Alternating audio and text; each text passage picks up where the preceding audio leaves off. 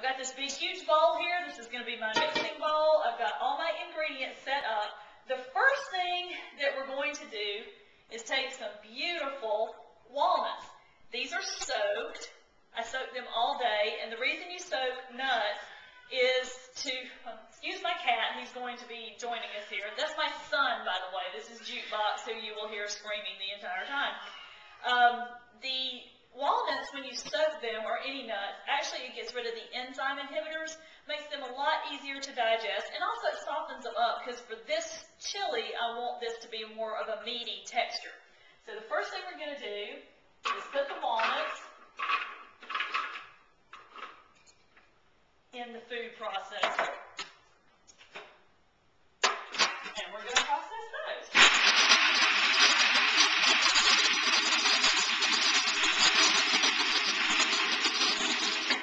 Going to let it run until they're nice and processed. They've got a good meaty texture to them.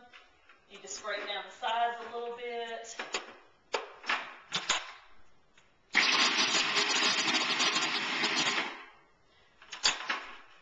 Okay, perfect. See, it's just sticking together. That is a nice, mealy kind of consistency. And that will act very much like meat in the chili. So we'll put this in the big bowl right here.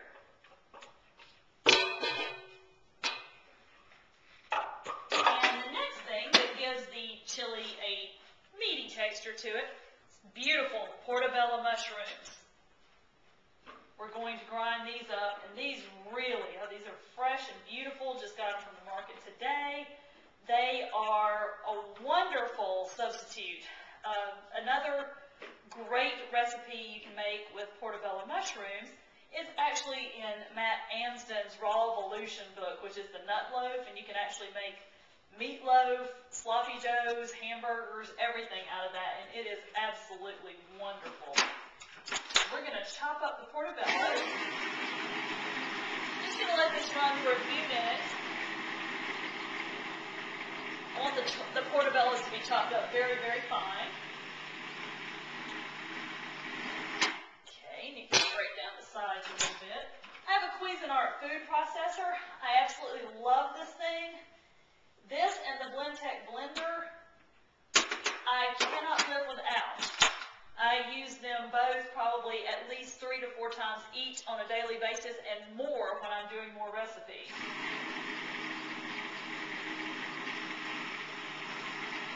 I'm going to let it process up there. Let me scrape down one more time. Sometimes it takes just a couple minutes to process these things. It'll get quicker in just a second. There we go. Super. Okay. Look at this. Beautiful. Nice, even consistency. See that? That is, again, going to act like the meat of the chili, and when we get it all blended up, it's going to be absolutely delicious. This will fool a lot of people. If you don't tell them there's not meat in it, then a lot of times they won't even know. They'll just know it's really fresh and flavorful, because since you're not cooking the chili, the flavors really come out, and it just has such a wonderful, fresh taste. Put this back in here. Okay, now, the next thing. I've got some beautiful carrots and celery. Hope you can see that, the carrots and celery. I've already got them chopped up. Just going to dump those here into the food processor. These don't have to be chopped very fine. I just want them a nice, coarse consistency. It's going to give it a lot of thickness, a lot of body to the chili. Let it run.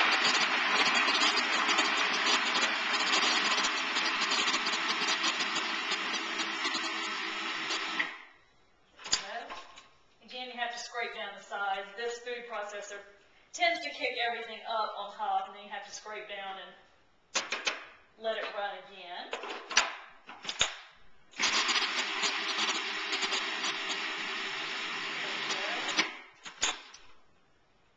One more time, I think.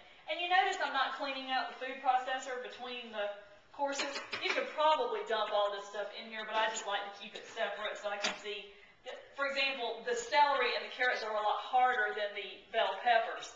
So if you blend the two of them together, the bell peppers are going to blend up too much. So I like to keep things that are the same consistency together, and it just makes them blend more evenly.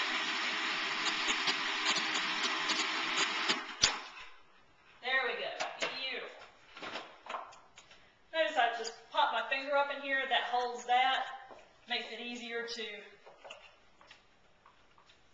scrape out of the bowl of the food processor. There we go.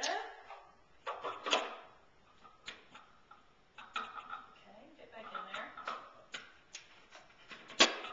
There we go. Okay, now, the red bell peppers. These are really important. Also helps give it that red chili color, which we're also going to achieve with tomatoes in just a second when I make the sauce.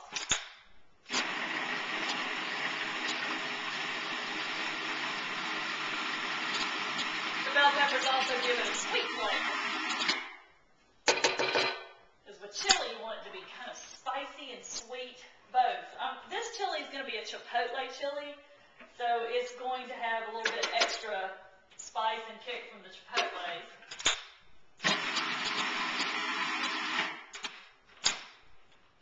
There we go. Very nice. These are also, they have a lot of moisture in them, so there's a good bit of water in here, kind of cleans out the bowl just a little bit, because I'm about to do the onions and garlic.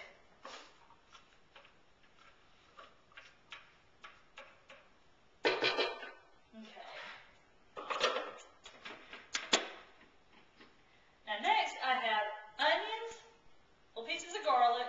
These are jalapenos. There's red and green jalapenos. The red ones are ripe, the green ones are not, and they just have a little bit different flavor, and I like both flavors, so I'm going to put them both in. And that is a whole yellow onion or sweet onion, a small one, about that big. It's all whole, and I'm just going to chop it all. And I'm going to let this run for a while, because I want these to be very finely chopped. So while that's running, I'm going to mix this together just a little bit. A nice wooden spoon.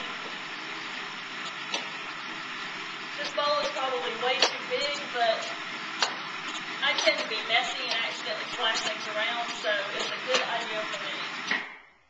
Okay, let me scrape down the sides of this. I said I want these to process really fine.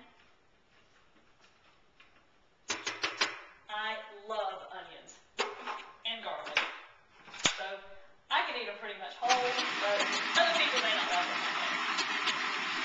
So we're going to let this run. See how nice that's getting? Nice consistency.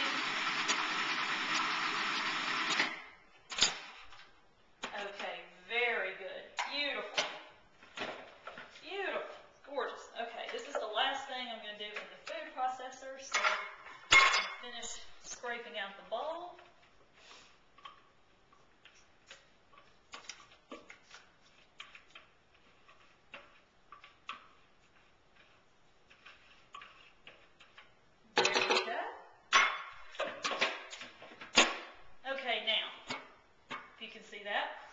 We've got a beautiful starter here for the chili. Just mix it all together. Don't worry about getting it too mixed up right now because we're going to put the sauce on it in just a minute.